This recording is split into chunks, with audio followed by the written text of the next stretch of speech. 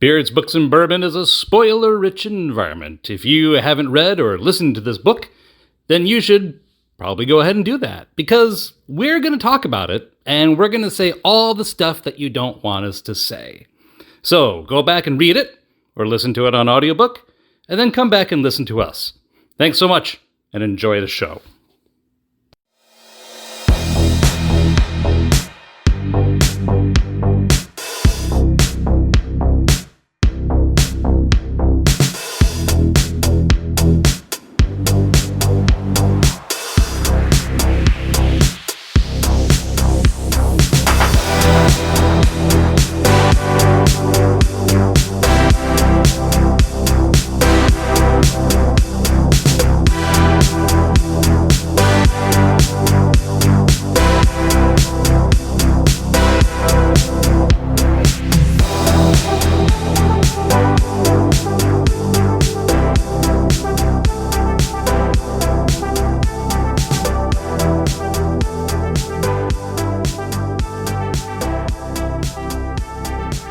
Hey, Mark. Hey, Stephen. Whoops. Welcome to our first Oopsisode of 2026, Season 6. Season 6. Big Vicks, Beards, Books, and Boybin. Beards, Books, and Boybin. Season 6. Yuck. We are back once again for our Oopsisode. Six seasons. Thank you. What was that? Bats. Oh, they were? Yeah. Oh, I remember. Yeah, the bats are flying around. There's a yeah. lightning strike, and then the bats are all squeaking. That's right. And he's laughing. I loved him. Yeah, me too. It's too bad he's dead. Which one? The Count? The Count. From Sesame Street? Yeah, that's true. He died. Yes. I mean, not the character. But the character's still there. Puppeteer. The guy who did the voice. Yeah. The original guy who did the voice. Yes. Long gone. Yeah. Yeah. Well, thanks, everybody. Good night. Good night, everybody. That's our episode. As we have been doing for the past few years. Good night, you Gen Xers. Love our Oopsisodes because in 15 minutes or less. Maybe. Mostly. Sort of. We have to. Possibly. We go back and talk about something that we forgot or we would like to touch on again from a previous episode, and we introduce a new bourbon. That part is true. Well, we introduce a bourbon that we tried before. Yes. On a previous episode. Back on an Oopsisode. Yes, we're revisiting. For a retaste. Yes. We are back to Wanderers by Chuck Wendig this evening as our book, and our bourbon revisit tonight is... Tonight's bourbon is... Filmland Spirits presents... Town at the Edge of Tomorrow. Aged 9 years, the future wants its bourbon. Kentucky bourbon whiskey. Aged 9 years, 94 proof. And again, as you've heard me talk about this before, the bottle and the label we really for Filmland, brand, yes. it is artwork unto itself. Yes. You just have to see it. I don't have, if we're going to actually stick to 15 minutes, I don't have enough time to tell you everything. Right. That is on this bottle. But let me tell you the tasting notes at the very least, okay? Again, aged 9 years. That's the reason why it's called The Town at the Edge of Tomorrow. And it says Kentucky straight bourbon, sweet and smoky, with caramel and cornbread on the nose, blackberry jam and tobacco on the tongue, and a tingling finish of cinnamon and spice. Enjoyed neat or on the rocks, this rare gem is so perfectly aged, you'll want to travel back in time for more. That's what we didn't do in the previous episode. We didn't try it with ice. True. We did not. And we're probably not going to try this with ice either, because we've been kind of floating on the neat end of things lately. You know, but we need to, which I enjoy, but we got to go back to the ice. We need to go back to our roots. Yeah, we do. Yeah, we do. Or we got to get some fancy water. Some mineral water or something that we can put a couple drops in. Pop in there. We need an eyedropper. But this bourbon is nice. This bourbon is a piece of art on the bottle. It's very, very Hollywood-esque. It's kind of cool. Caramel and cornbread on the nose. Do you smell the cornbread? I smell the cornbread. It's similar to what we had on the whiskey. That's why I picked this one, because I thought it would go very well with the butcher, with the Bloody Butcher.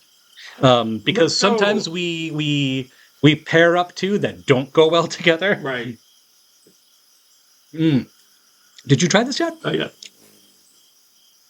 Okay, so blackberry jam and tobacco on the tongue, and a tingling finish of cinnamon and spice.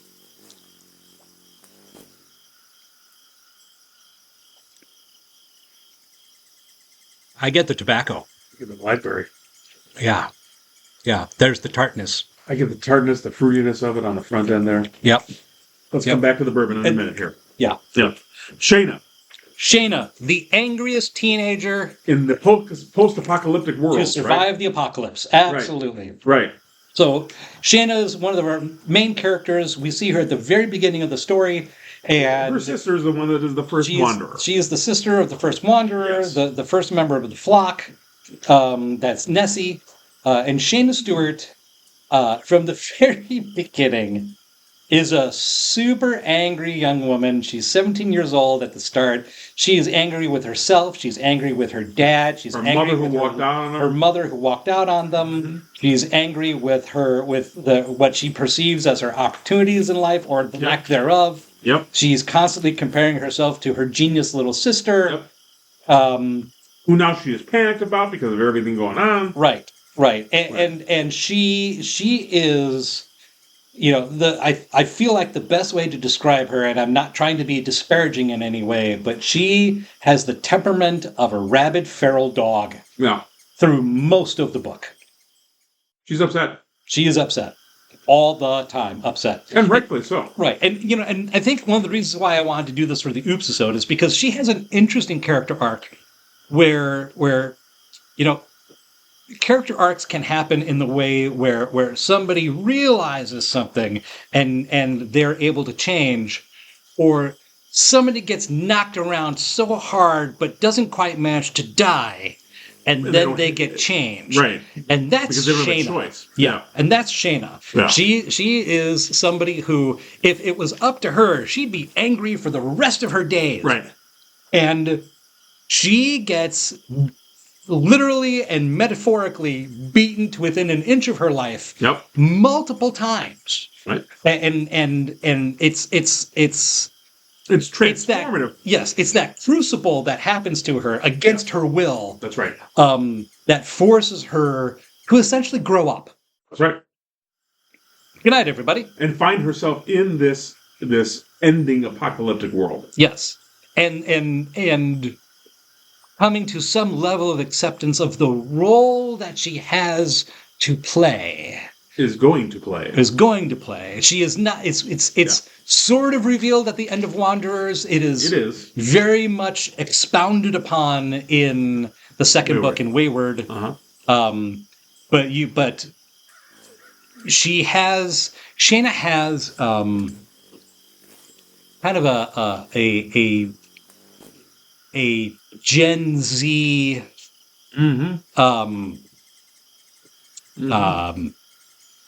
biblical kind of feel to her, where things are going to happen to her and she doesn't get a choice. She just has to hold on tight and eventually accept. Tight enough and long enough to get through it. Mm-hmm. Right? Mm-hmm. And then... her relationship with her father is fraught with anger because she feels that he... checked out after the mom left. Yes. The relationship with the mom is non-existent because the mom checked out. Right. We do hear about that in the novel itself. Right. For various reasons. You'll have to check that out, of course. Yes, indeed. Her sister is a genius and has surpassed her in many different ways, but now is also walking and... it seems like all of her opportunities have been turned to ash. Well, and then her opportunity is to now just to follow the flock around. Right. The very few limited opportunities. Right. Yeah, the very limited future that she saw for herself, that's been burned as well. Right, that's evaporated completely in the thin air.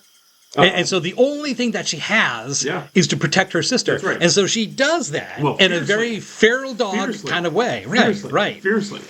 She screams at people. She threatens people. She does all kinds of things. Right? She is willing to do anything to protect her sister because it's really all that she has left. That's right. As far as she's concerned. Now, other things are revealed along the way. She becomes aware of those. Yes, and she, there is another family that's growing around her, but she takes a very long time to come to terms with that idea, and because she takes a long time to come to terms with it, it also kind of stunts the growth of that, and what it could have been very early on, instead of how very slowly over the course of time, other people start to accept her. Right. Because they realize that she's actually a person and not a psycho. Right. So fascinating character development on her part. Yes, absolutely. And again, and at the end, it's very much kind of like, well, this is the hand you've been dealt. Congratulations.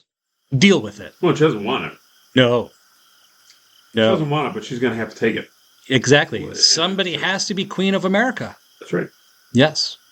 That's not a spoiler. That, by the way, that's a lie. But yes, you know, somebody has to be the goddess Kali. Again, not a spoiler, just another lie. If we win the lottery, Somebody has to be the new Earl Shive, and he's going to paint that car for $39.95. Yes. Thank you. Thank you. Thank you very much. The bourbon is amazing. Right? So, what was it? 4 or 5 months ago, you came across this distillery. Maybe a little bit longer than that. A little longer than that. 7, 8 months, something like that. And we have three. We have had 3 of their bottles. Apparently, I came upon them just as they came into the Illinois market. Well, Like if I got my timeline correct, it's basically it got put on the shelf, you know, a week or less prior to me walking in the door and seeing it. Winter chicken dinner. Yeah, no kidding. Because we have been thoroughly impressed with the creations. Yes, yeah. And like you mentioned, the bottle is fabulous. It's art. The label is the kind of the old Hollywood poster, movie poster. This is marketing done with right. 3D letters. And I want to know, I want to know who the marketing professional is and where they landed on this and how they got to this. Yeah. Because the bottle, even the label that covers the neck of the bottle, Yes, is that Hollywood gold and black, font coloring. Yes. Art Deco. It's Art Deco, Oscar-ish, type of thing. Very much so. Yeah, 1915 to 1935. The heyday of Hollywood. 1950, 1940s even, right? You got, Dick Tracy and, Elizabeth Taylor and... Cleopatra. Wasn't that in 1951, something like that? Probably around that. Yeah, around there. Yes, I mean, this encapsulates the whole glitz and style. And classic glamour. Well, I'm going to be interested to talk to the person. It's Golden Age Hollywood. I mean, the shape of the bottle is the film reel. Yeah. It's fantastic, and the taste of the bourbon is so nice. The label too. The ideas that they come up with, right? The classic, sci-fi or horror movie poster. Yeah. The labeling of the characters on the side of the bottle. The naming of it. Yes, absolutely. And the bourbon itself is exquisite. It really is. It's a top-notch product. It really is. I mean, and I do like finding tobacco in the smell and the flavor of tobacco in the bourbon, right? And this has a very generous amount of that, and the blackberry jam kind of mixed with it. I get that as well.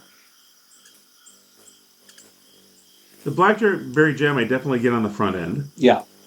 Oh, and that's so good. As they recommend, or as they say.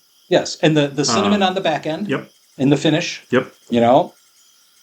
The cornbread smell on the nose.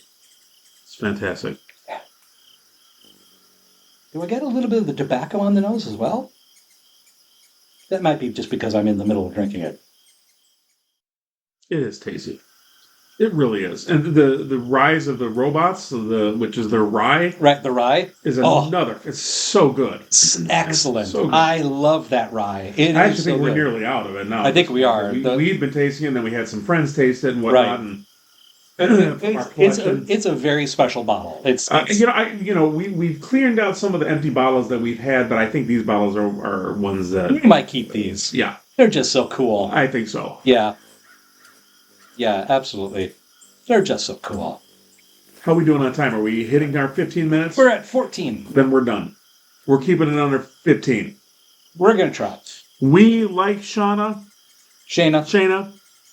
Thank you. You're welcome. Shayna. Shayna.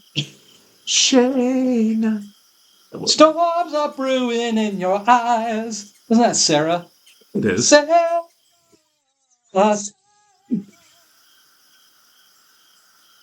Oh, wow. Good night, everybody. Stephen just burst his. Stephen just threw up a cat.